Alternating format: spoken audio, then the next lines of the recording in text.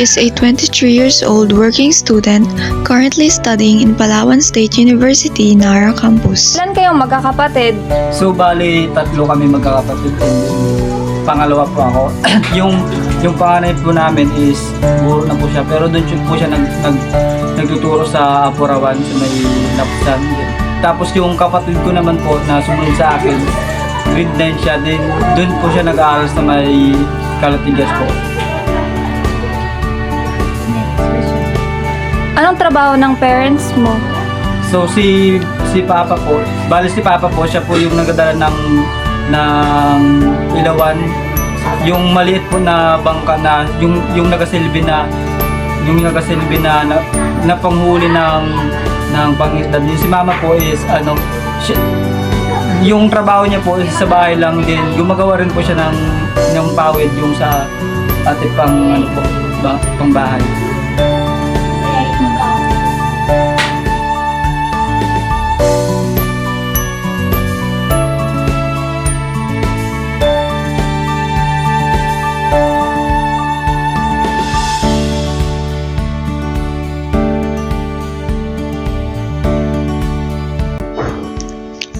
His dream course was criminology, but unfortunately he failed to pass the entrance examination.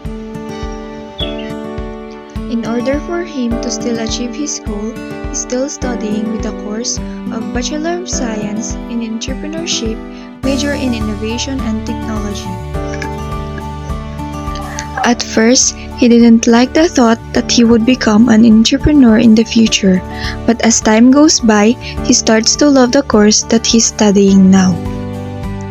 When he enters college, he rarely goes along to fish since the school that he is attending to is far away from home. But he says that if he had classes in the evening, he can't go with them.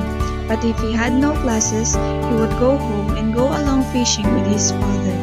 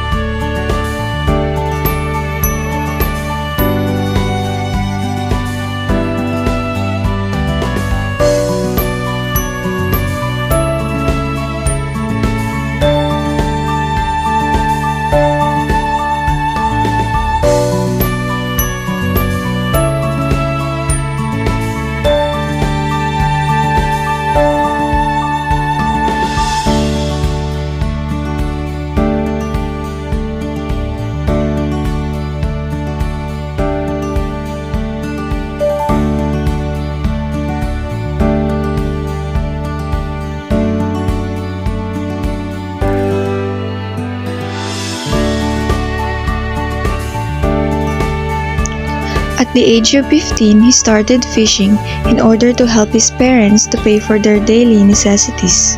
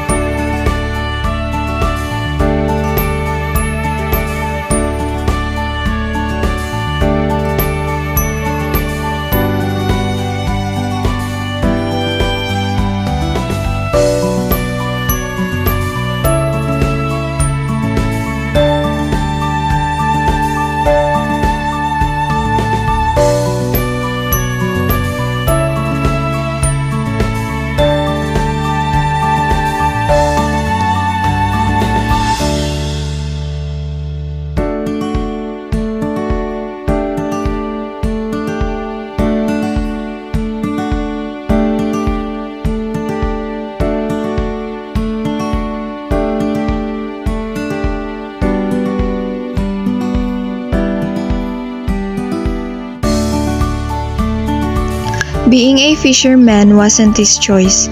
He is not really that passionate about it. He told us that if he had other options that pay a higher salary, he wouldn't settle being a fisherman.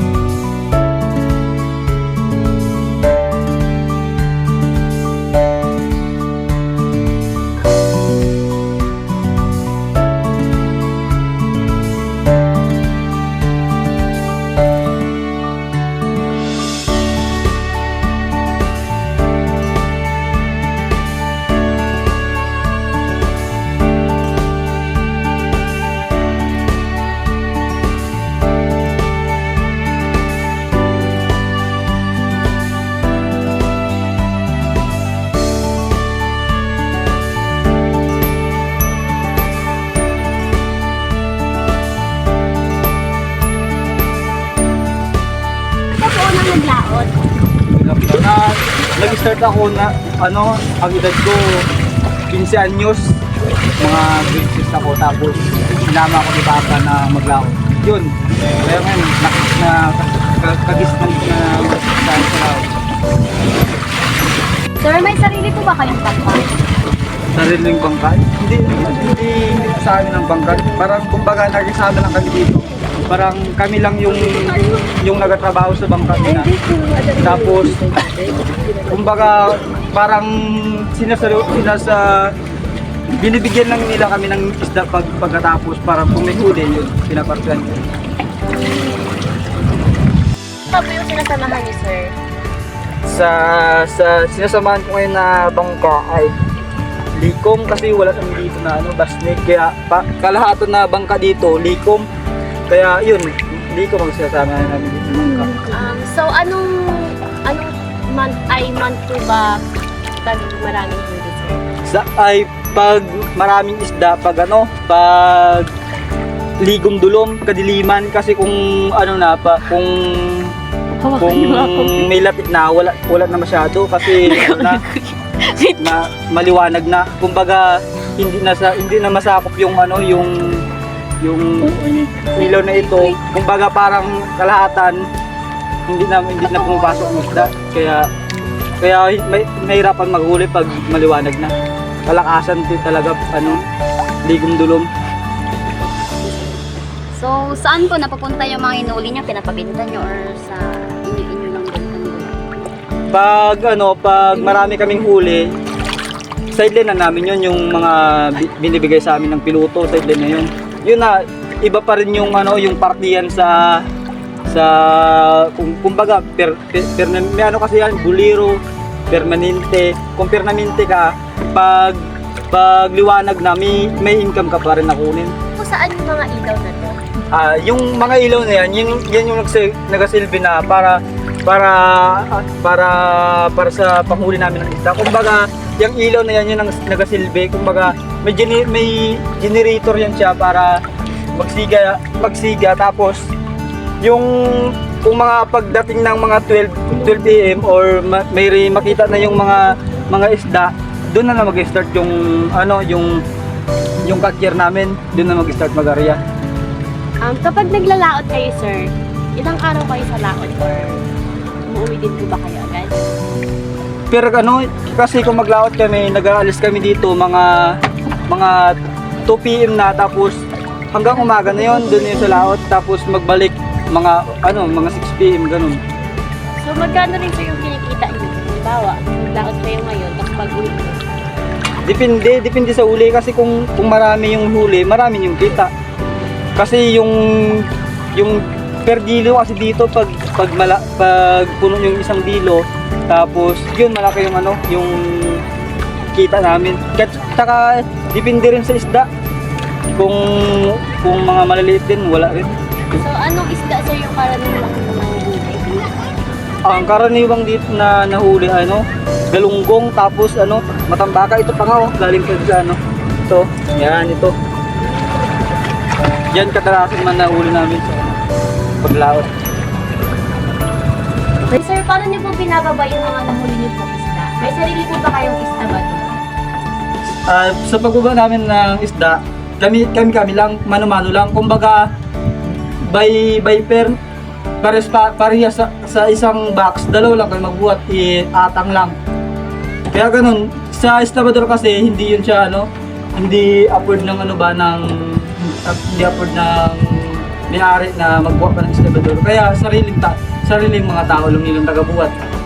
Kung may mga request pa na yung mga request pa yung mga buyer na na magpahatid ng mga isda, yun. Kami lang yun. Wala. Kapag naglalaot kayo, sir, ilan kayo yung sa bangka po? Ilan yung kailangan na sumama? Ganun. Ay, depende kung may magsama pa. Kumbaga kasi sa katye, kumbaga mga capacity niya nasa 30 na tao eh. Tapos dito pa, 3 kasi itong lawagan na ito. Kumbaga dito, kunyari, 6, doon sa kabila, 6 din. Just hindi pa nabilang yung sa katye. Hindi kung There is a time when he starts to join fishing and he gets bullied because of his appearance. Literally, when you were a child, you're thin as a stick.